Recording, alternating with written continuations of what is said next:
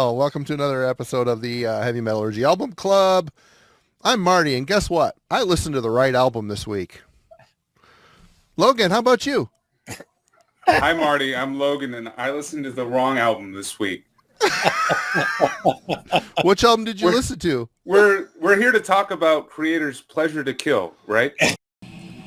Well, oof. It's been an absolute joy to be a part of the Heavy Metallurgy Album Club for a couple months now. It's been absolutely great, Of course, the most important part about being, in an album club is you got to listen to the album that you're talking about. And unfortunately, this past week, I messed up and I did not listen to the correct album. Fuck.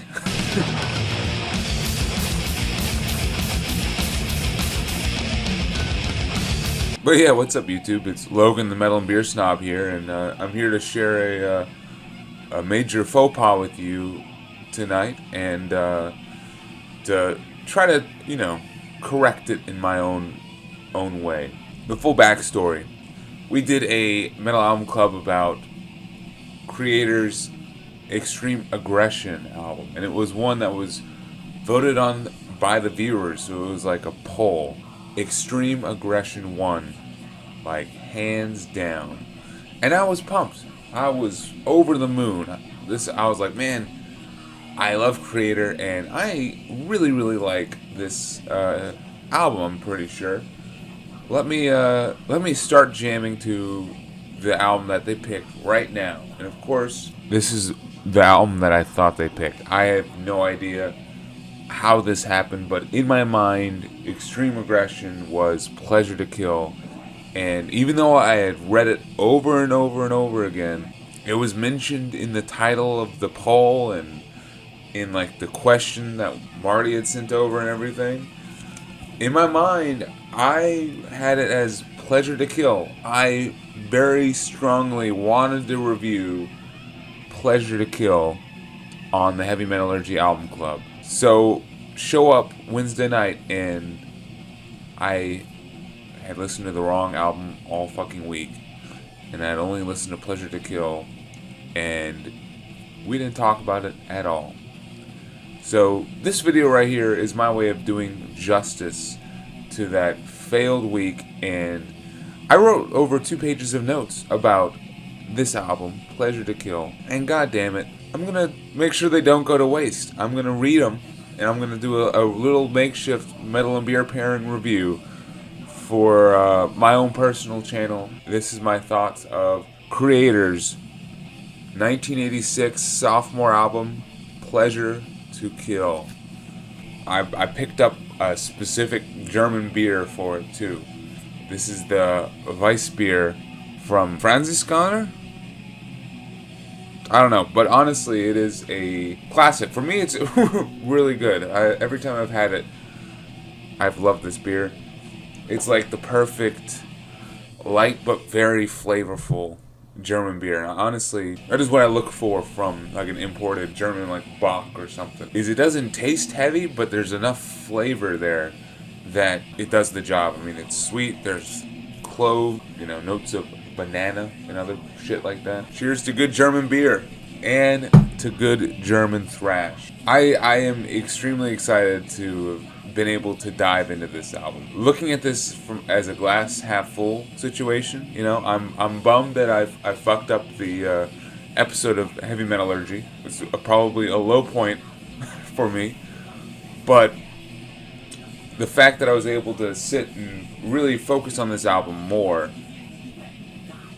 was great, and it really did help give me a fresh perspective on this. So I'm going to take you through the full gambit of feelings about Pleasure to Kill. I'm going to try to stick to the Heavy Metallurgy Album Club format because that's what I have prepared. So let me get it queued up. So the first thing we talk about for the Metal Album Club is first impressions. What was your initial thoughts when listening to, the album? So for me, Pleasure to Kill was not my first Kreator album. I actually started back in 2012 with Phantom Antichrist. this was my first one, and then I went to Gods of Violence.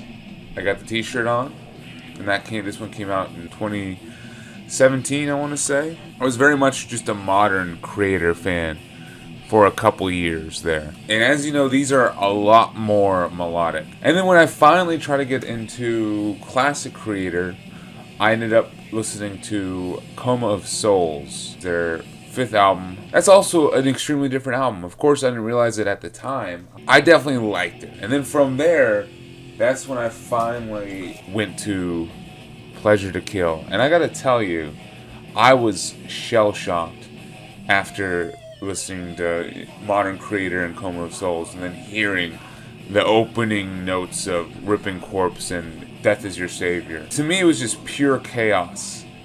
And I couldn't and still can't really think of any American thrash band or any other band that I'd heard up to this point performing with this level of intensity. This band and really all of the German bands of this scene were on some different stuff. Even on first spins, though, there was some songs I was already kind of like latching onto.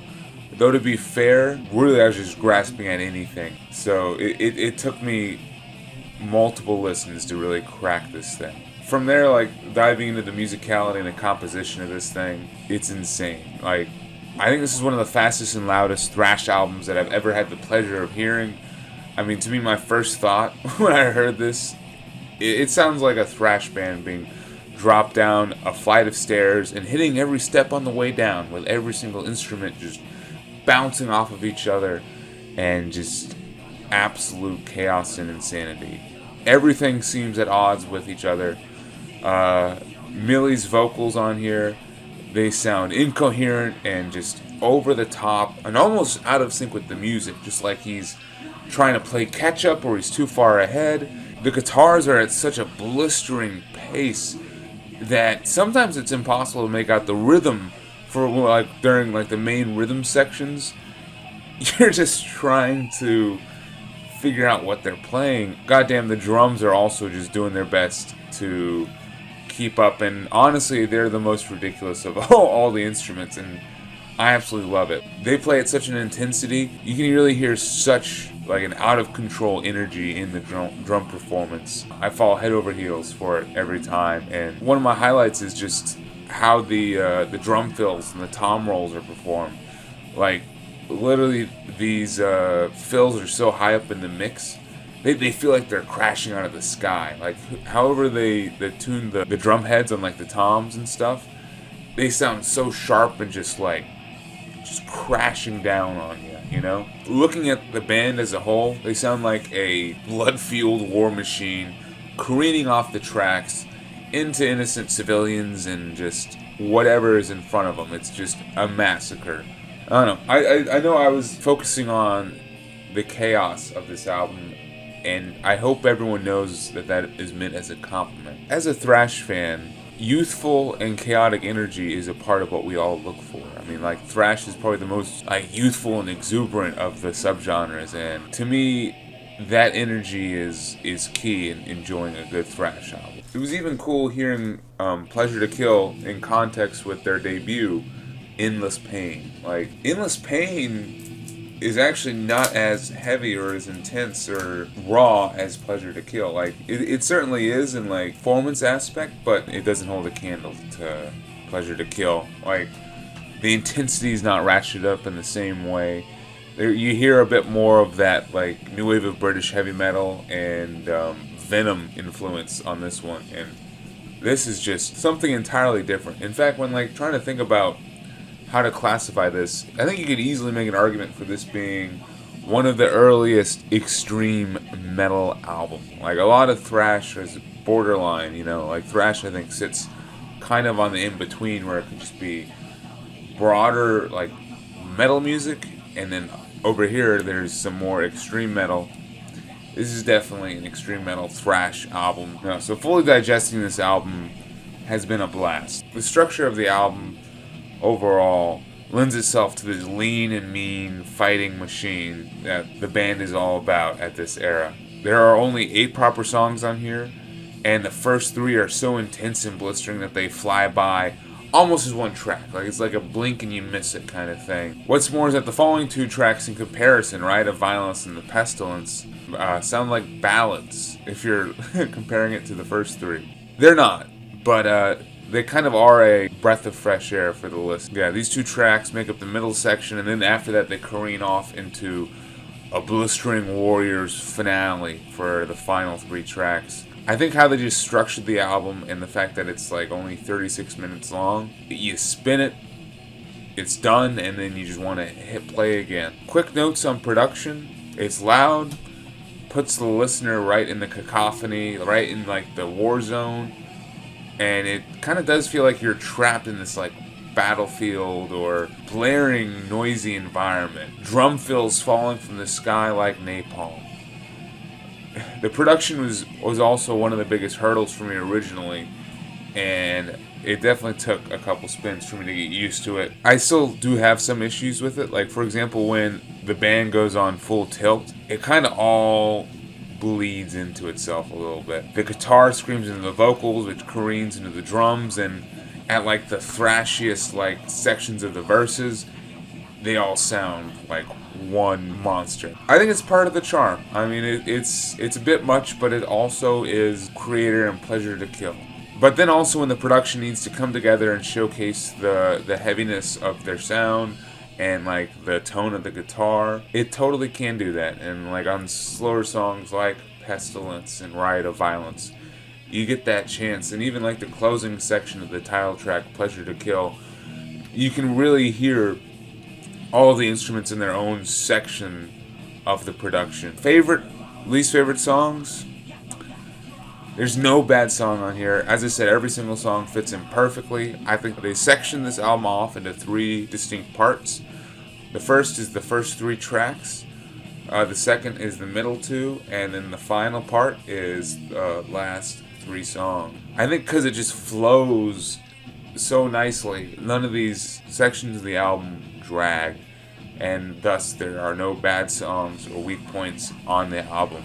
As far as favorites go, in the first section I gotta say that Death Is Your Savior might be my favorite song on the album, which is funny because originally when I first heard this, that was my least favorite track. In fact, I didn't know what the fuck to do with it. Like, it's probably the fastest and most intense of the songs on here. I was just trying to keep up with what the hell Millie was doing the whole time. Like, he's got one of those it doesn't make sense, but it's also so catchy. Like, I found myself getting it stuck in my head. And really the first three songs are all awesome. Like Ripping Corpse is an iconic track, and then Pleasure to Kill, the title track, has this epic, slow final third of the song. And that takes you to kind of like the middle section, which has my other favorite song on the album, Riot of Violence. I absolutely love that song. It's a bit more varied and features some creative guitar writing choices. And also, you can actually hear what Millie's saying on this. And it's got that touching section where they sing about a flower. And then finally, the last three songs just do a great job of going back to the more straightforward sound of the first three tracks. But then they're also a little more anthemic sounding, I think, and lend themselves to a more like fantasy sword and sandal kind of vibe. Like, we get Command of the Blade and Under the Guillotine especially. They just feel very medieval and primitive, which fits the album artwork perfectly. Judgment, final thoughts, man. This is a unique, blistering album amongst the rest of Kreator's discography, and really all of their contemporaries in the German scene and really the global scene as well. It is entirely a unique thrash metal listen. I mean, it has this youthful bite to it that I think only existed in thrash's heyday. And on top of that youthfulness, there's an extra level of intensity that I can only attribute to something a bit more extreme than, being thrash. And I honestly don't know where they pulled that from, besides just maybe trying to one-up everybody in Germany, which was already one-upping everybody. So I honestly, I feel like they won the German arms race of 1986, if it were a competition. But yeah, to me, this is an unflinching assault on the senses that rivals every other thrash band from 1986, and to me is the crown victor of being the most extreme and fastest. The fact that this album can never truly be copied, along with the fact that the songs just fly by, means for me it's easily listenable and always entertaining. Not a bad track on here, and just how they've arranged the tracks just means it's so fun and easy to spin. As I said, I've listened to this thing, no issue, like 12 times in the past week. So this is a thrasher piece in the truest sense of the word, and one I don't recommend lightly. Like, if you haven't given this the proper time of day, please do. It'll definitely test the endurance of younger thrash fans, who might need that next step after, like, getting into Slayer or Exodus or Testament and are ready for the next step. Even though I fucked up and I listened to the wrong album, I mean, at this point I'm glad I did. I'm not going to take it back, it's too late now.